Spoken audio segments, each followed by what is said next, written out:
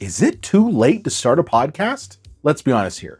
You see the charts, you see the celebrity budgets, the professional studios, and the millions of shows out there.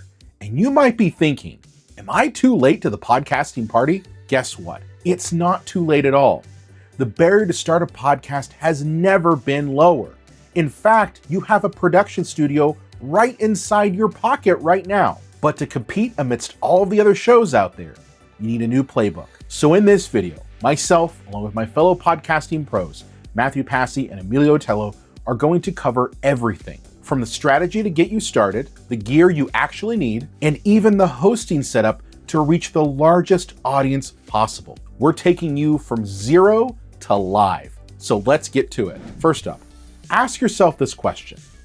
Why do you want to start a podcast? Is it simply to entertain an audience, to inform them, or to generate new customers for your business? Defining your why is the key to measuring the success of your podcast. And part of finding your why relates directly to defining the value that you wish to present to your audience. So you really have to think about, what value am I providing my potential audience in exchange for that time? Companionship can be value, humor can be value, building a sense of community can be value. So you really have to, say to your audience, here's what I'm going to give you if you come and check out my content. And that thought process has to exist in not just what you are actually creating, but also how you explain it, how you title it, how you market it, how you talk about it when you meet people in person, right? This is what I'm giving you if you listen to my podcast. That value is super important. Once you've defined your why and what value you wish to present to your audience each episode, you have to take the time to define exactly who your audience is. And no, it isn't everyone. Who is it that you want to have listening to you? Who is it that not only is going to benefit the most from the content, but who are you going to get the most benefit from having listened to your content? And defining that and understanding that, and then customizing and tailoring your content to fit those objectives is going to be super important. Anybody can talk about movies, right? Just because there's another movie podcast doesn't mean that you can't also have one. Your perspective, your viewpoint, the way you analyze things, that kind of helps to create your niche. I think it's also important to keep in mind that you want to meet people where they're at. Right. Yeah. So I remember in college, I was doing some blues gigs, and the person who set up the events, he had a podcast. And so what he did is he set up a monthly meeting and a jam session, a blues jam session. And so it brought in a ton of people who liked blues music, and that's all of what his podcast was about. And so he had a ton of people coming into those meetups and was promoting his podcast there. And so his audience exploded that way. Mm-hmm.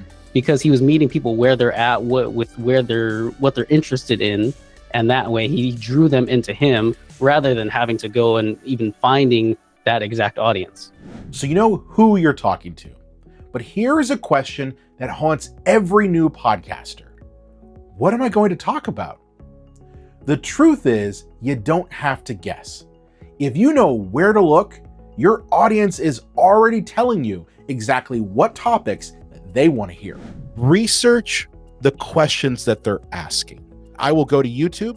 I will find the comment section of a video related to my niche, and I will look at the comments and pick out what are the common themes that I'm seeing in those comments. What are the questions they're asking? Because then that's going to inform me what episode I'm going to cover, because I know and I'm basically validating that those topics are being asked. So look at YouTube comments, look at Reddit. Those sort of things can absolutely help you get those first initial topics out the door for that audience that you've already narrowed in on.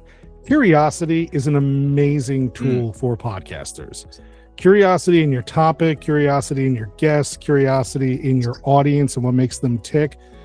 Really good podcasters are passionately curious about what they're doing. Having that curiosity and kind of asking questions as if you don't know what you are doing makes it much easier for your audience to feel involved and feel like part of the experience.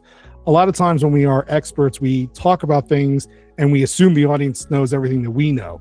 And that can kind of make it difficult for audiences to get on the train and kind of appreciate what you're doing. But if you can almost approach it like, I don't know what I'm doing, let's learn this together, right? Then everybody's kind of going on that curiosity journey with you, and you'll be way more effective. All right, you know what you're going to be talking about and who your audience is. Now comes the fun part. We can talk about gear. And the truth is, this is where people tend to get a little bit anxious. They think they need a $400 microphone just to start podcasting. But the truth is, if you have one of these, you can start podcasting immediately. 99.9% of the population has the gear that they need because they have one of these bad boys. Right? So everybody has what they need to get started. You can start as simple as your phone. Like, no joke. 100%. Phone's going to be good. But if you want to upgrade, Matthew, what do you suggest? There's tons of new microphones that are out there these days. Look for a dynamic microphone. Very important. There's two flavors, condenser and dynamic. Condenser, the way I've always described it, a condenser mic looks for sound. A dynamic mic, you really have to push the sound into the microphone. And so since most of us are recording in our offices or homes, or we're not in soundproof or sound treated areas, a dynamic is going to be way more forgiving, block out a lot of background noise, and just give you a cleaner start. My starter mic recommendation is the one that I've been recommending for years. It's the Samsung Q2U. It is a handheld dynamic microphone. It has both XLR, USB ports on the back. So if you are just plugging into a computer, you plug it in, it works. But if you are expanding and growing beyond that and you want to get an interface or a mixer or whatever, and then have 3 or 4 microphones, it's ready to do that as well. It also has a built-in headphone jack. So again, I used to keep that Q2U in my laptop bag at all times. And there were times where I was traveling where I would just take the mic out, plug it into my laptop, and I was ready to go. And if you want to jump up, I would say get an audio interface and start using the XLR output on the Samsung Q2U. And then from there, you can upgrade your mic and get a good XLR mic. For editing, I would suggest starting simple with something like Audacity. It's free. It allows you to edit your audio very easily. If you're used to something that is a bit more text-based, I know that Descript is really good at editing audio via transcript. If you're an Adobe person like me, you've got access to the Creative Cloud. Audition's fantastic. I even use, because I do a video for my show, I do a video podcast, I use the transcript editing feature in Premiere. The point is that these are all tools. All right, so your episode is recorded and edited and it sounds amazing. Now you're ready to release your episode out to the world. A lot of beginners tend to think that they can just upload their audio file directly to Apple Podcasts and call it a day. It doesn't work that way. You need a media host like Libsyn to actually house your media files and distribute them to not just Apple Podcasts, but to the hundreds of other podcast listening apps out there across the world. You might think that this is a difficult setup to do. And in fact, it's not. Emilio is going to walk you through exactly how to set up your show and get your first episodes published. In order to get your show all set up, the first thing you want to do is make sure you have your show settings there, right? So you have a title, you have a description, your artwork, your other podcast settings. If you don't know how to get there, you can always click on this little gear icon, which is our settings icon, and then this podcast card in the top left corner. And that's going to show you all of your podcast settings, right? So you have your title, your description, your category, you have your artwork here. If you need help with that, you can always click on this button right here, the design artwork with Canva, and then you can get into Canva. It'll show you some templates that you can use to get started. And so that's what I've done with this one. So in order for your RSS feed to be fully active and be able to distribute that to destinations, you want to make sure that all your podcast settings are filled out. And you want to make sure that you have at least one episode published. So what we can do is click on new and then click episode. And that's going to take us to this page. And so the main things that you want to have here are obviously your media file. So the MP3 file usually is what you're going to upload there. But if you have another file type like an M4A or even an MP4, you can upload that here. So that's processing. Already uploaded. Something that you may want to consider here is just using a trailer, right? So telling your audience what they can expect from your podcast, the kind of value that you can expect from that podcast, right? And so that way it allows you to have an episode here to fully populate your RSS feed so that you can submit your show to destinations and have listings there. But we do have other fields here. If this specific episode is clean or explicit, this author tag can also be important because most of the time people can find new shows by searching for the title of your show, the episode title, or the author tag. So that can be important. If you want to add custom episode artwork, you can add that here. Widescreen artwork, that's going to go to YouTube once you have that connection set. If you want to add a transcript, you can do that as well. At first, you may not see this if you aren't enrolled in advertising, but once you get enrolled, you'll be able to see this waveform here and choose the places that you want to add, like a mid-roll slot. That's right here. And then moving down to the bottom here, you have the ability to schedule the episode in advance, or if you want to just publish it immediately, you can go ahead and do that. So now what we can do is we can connect to destinations. If you have this onboarding on your screen, you can go ahead and just follow these all the way down. But you can also get to your destinations through, again, that gear icon and selecting destinations. These ones here are by default.